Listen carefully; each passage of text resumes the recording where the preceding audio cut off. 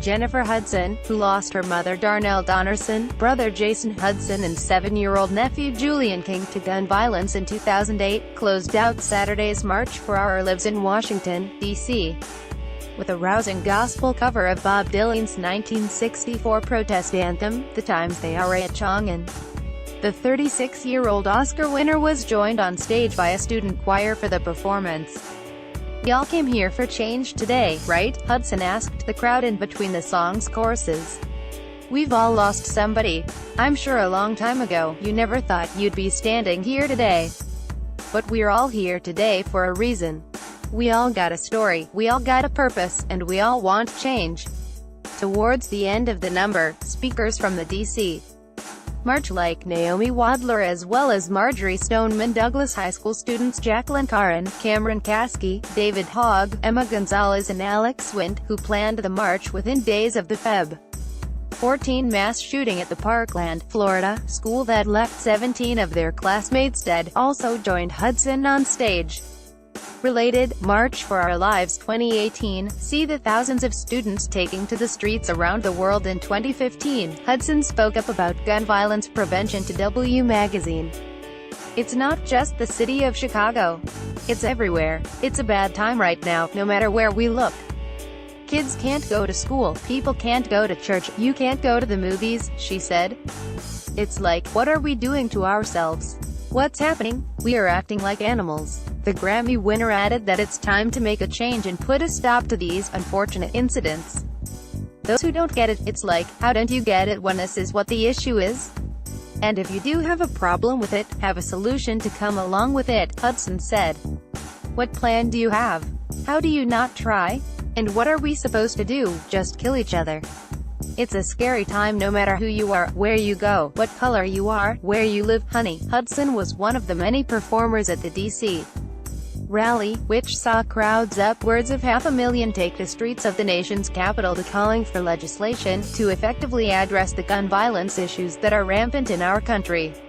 Rapper Vic Mensa, who performed his anthem, "We Could Be Free," told CNN afterwards that the march is just the beginning.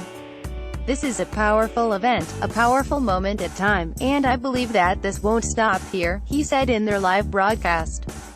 "That this will continue and go where it needs to go, and make politicians afraid to put whatever the NRA must be giving them on the back end, above our lives.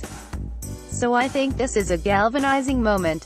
It's a very American thing that it takes white victims for people to really listen about gun violence. But that's what's interesting about gun violence, it doesn't discriminate," the MC, 24, added. "White, black, brown, yellow, everybody bleeds red."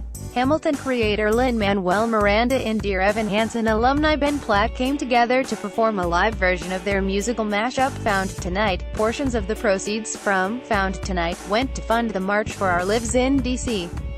In the wake of Parkland, I was awestruck by the strength and leadership of the students and their ability to speak truth to power, Miranda said in a press release for the song. In the midst of their grief, they mobilized the youth of our nation and created a movement. This is their moment. Not just for themselves, but for all of us.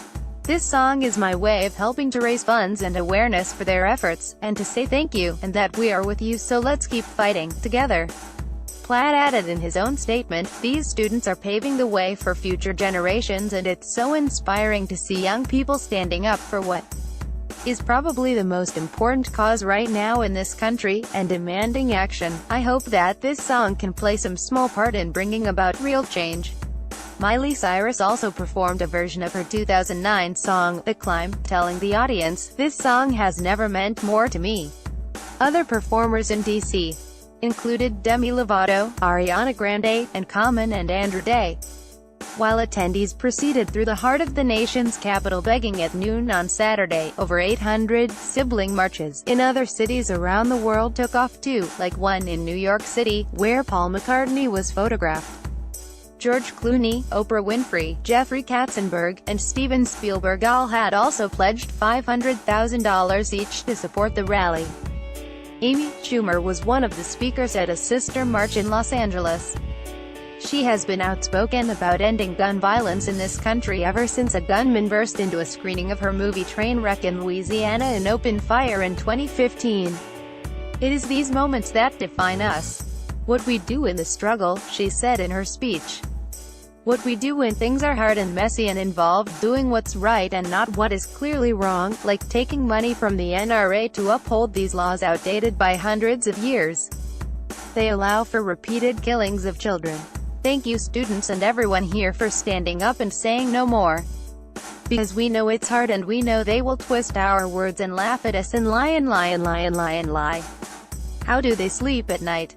They are killing children. Many stars also took to social media to share their photos from the march, including Lady Gaga, Dwayne "The Rock" Johnson, Kanye West, Kim Kardashian West, Glenn Close, Cher, George and Amal Clooney, Julianne Moore, Padma Lakshmi, Kate Capshaw and Steven Spielberg, Christian Siriano and Brad Walsh, Parks and Recreation stars Billy Eichner, Aubrey Plaza, Natalie Morales, Paul Rudd, and Adam Scott, and Liev Schreiber, who marched with his kids, Samuel Kai, 9, and Alexander Pete, 10.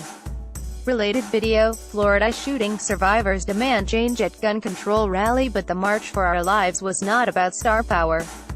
As Stoneman Douglas student Ryan Deitch said in his D.C. speech, movie stars in the crowd, we might have videos on these screens but this is not the Oscars.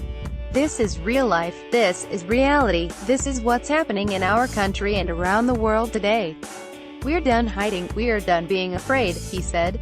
Though I know we marched today, this isn't the end. This is the beginning. It's time to fight for our